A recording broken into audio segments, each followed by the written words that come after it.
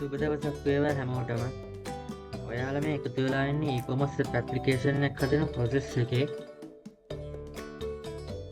31 වෙනි වීඩියෝ එකට. ඉතින් කලින් වීඩියෝ එකකින් ඒ කියන්නේ 30 වෙනි වීඩියෝ එකකින් මම ඔයගලන්ට explain කරේ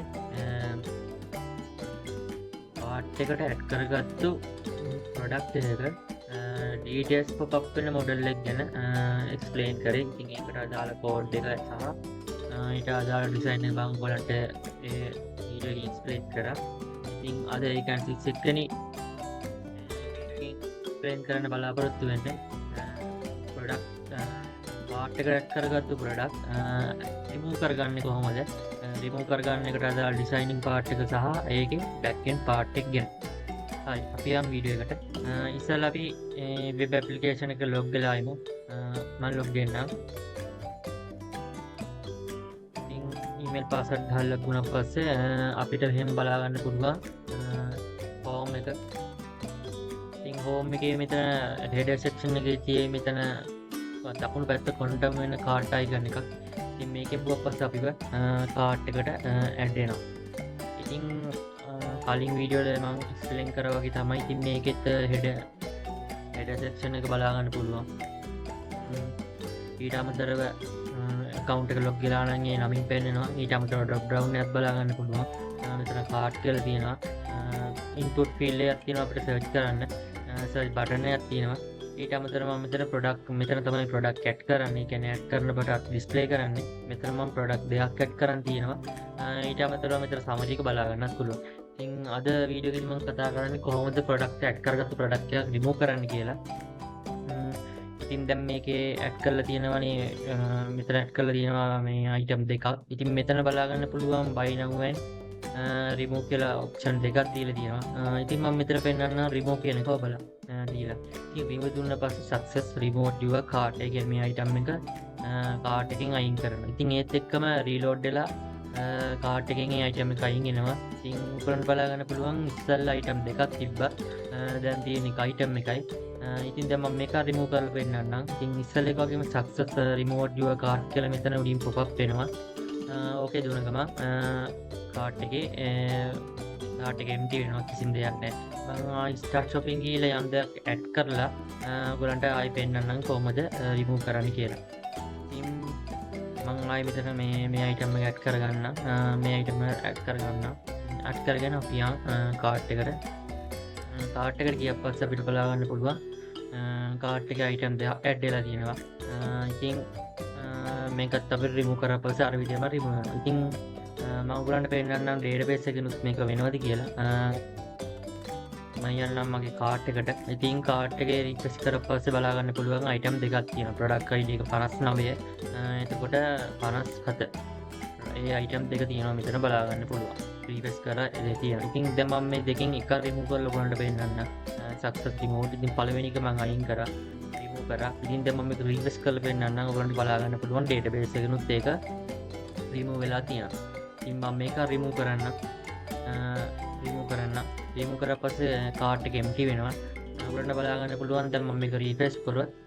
මගේ cart එක database එකනොත් remove වෙලා තියෙනවා. ඉතින් මම ආයි home එකට ගිහිල්ලා ඔයගලන්ට පෙන්නන්නම් add කරගන්න. part එක මේතරේ මම item තුන add කරගත්තා. ඉතින් add කරගෙන මම යනවා cart එකට. ඉතින් cart එකට ගියන් cart එකේ මේ මම add කරගත්තු item තුන display වෙනවා. ඉතින් මම database එකට refresh කරොත් ඉතින් database එකෙත් ඔයගලන්ට බලා ගන්න පුළුවන් item තුන add කරලා තියෙනවා. ඉතින් දැන් මේ database එකෙන් manual මම මේක delete කරොත් ඔයගලන්ට බලා ගන්න පුළුවන් ඒ item එක delete කරා. දැන් බලා ගන්න පුළුවන් item දෙකයි.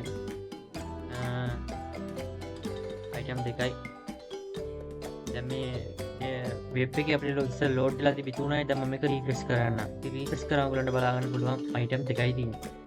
ඉතින් දැන් මම මේක ගිහිල්ලා මේ item එකත් delete කරන්න database එකේ manually. ඊට පස්සේ මම මේක refresh කරන්න. ඔයගලන්ට බලා ගන්න පුළුවන් database එකෙන් අයින් කරත් මේක web එකෙන් අයින් වෙනවා. ඉතින් මම database එකේ මේකත් අයින් කරන්න, empty කරන්න. කරලා දැන් මම මේක refresh කරන්න. refresh කරලා ඔයගලන්ට බලා ගන්න පුළුවන් cart එක empty වෙලා තියෙනවා. ඉතින් ඕක තමයි ඩිසයින් එක පැත්තෙන් මට පෙන්වන්න තියෙන කාඩ් එකට ඇඩ් කරගත්තු අයිටම් එක රිමූව් කරන පාර්ට් එක. අපි යම් දැන් කෝඩ් එක පැත්තට කියන බෑක් එන්ඩ් එක පැත්තට. හරි දැන් බෑක් එන්ඩ් එක පැත්තට ආවොත් card.process card.php ෆයිල් එක මම ඉස්සෙල්ලා වීඩියෝ වල පෙන්නන්නේ නැති. මේකට අදාළ වීඩියෝ එකේ මේ වීඩියෝ එකට අදාළ කොටසදී මෙතන බලන්න තියෙන්නේ remove කොටස. ඉතින් මෙතන div එකක් දාලා මෙතන මම remove කියලා දාලා තියෙනවා. remove from card කියලා මෙතන PHP script එකක් දාලා cart underscore data වල cart ID එක අරන් තියෙනවා. ඉතින් remove කියලා තියෙනවා remove from cart. ඉතින් මේ remove part එක මේ remove මේ on click function එකක් දාලා තියෙන script එකෙන් අල්ලගන්න. ඉතින් script එක පැත්ත ගියොත් remove from cart කියලා මෙතන function එකක් හදාලා තියෙනවා. ඒක ID parameter එකකින් තමයි අල්ලගෙන තියෙන්නේ. ඉතින් මෙතන adjust හදාගෙන තියෙනවා. ඉතින් if එක ඇතුළේ response එක හරියටම සමාන වෙන නැති කියලා success කියලා. ඉතින් alert එක දාලා තියෙන හරියටම success නම් success remove div cart කියලා. ඉතින් ඒත් එක්කම remove කරපු ගමන් window කියන්නේ page එක reload වෙනවා. ඒ කියන්නේ window.location.reload කියලා function එක කෝඩ් එකක් දීලා තියෙනවා. ඒකින්ද ඒ කියන්නේ remove alert එක success වුණු ගමන් ඒ කියන්නේ මේ alert එක ආපු ගමන් window එක reload වෙලා product එක අයින් වෙනවා. ඉතින් else එක ඇතුලේ alert දාලා response දීලා තියෙනවා. ඉතින් අන්තිමට request.open get method එකෙන් තමයි මේ data pass කරන්නේ යවන්නේ remove card process.php කියන ෆයිල් එකට ID එකත් එක්ක synchronous ලෙස request.send කියලා තියෙනවා. ඉතින් අපි remove card process.php ෆයිල් එකට ගියොත් අපිට පොඩි කෝඩ් එකක් බලා ගන්න හම්බෙන්නේ. කියන්නේ PHP script එකක් ඇතුලේ connect කරලා include කරලා තියෙනවා connection.php එක. ඉතින් if එකක් දාලා set දාලා $sign underscore get එකට ID එක දාලා දිනවා. ඉතින් CID එක assign කරලා දිනවා $sign get එකෙන් එන ID කියන එකට. ඉතින් ඒක delete කරන ඉඳ remove කරනකොට අපි web එකකින් remove කරන එක database එකකින් delete වෙන්න ඕනේ. ඉතින් database එකේ මෙතන IUD delete එකක් දාලා දිනවා. database IUD delete from cart එකේ වේයා cart ID එක. cart ID එක සමානයි CID කියලා assign කරලා දිනවා. ඉතින් ඊළඟට echo success කියලා alert කරලා දිනවා. ඉතින් මේ else එක ඇතුලේ echo something went wrong මේ මොකක් හරි ප්‍රශ්නයක් වුණොත් අයින් වෙන්නේ නැතුව echo something went wrong කියලා display වෙන්න දාලා දෙනවා. ඉතින් ඕක තමයි මගේ PHP කියන්නේ card එක remove කරන part එකට අදාළ card එකේ add කරගත්තු product එකක් remove කිරීමට අදාළ part එකේ back end එක. ඉතින් ඔය විදිහට තමයි බලා ගන්න පුළුවන්.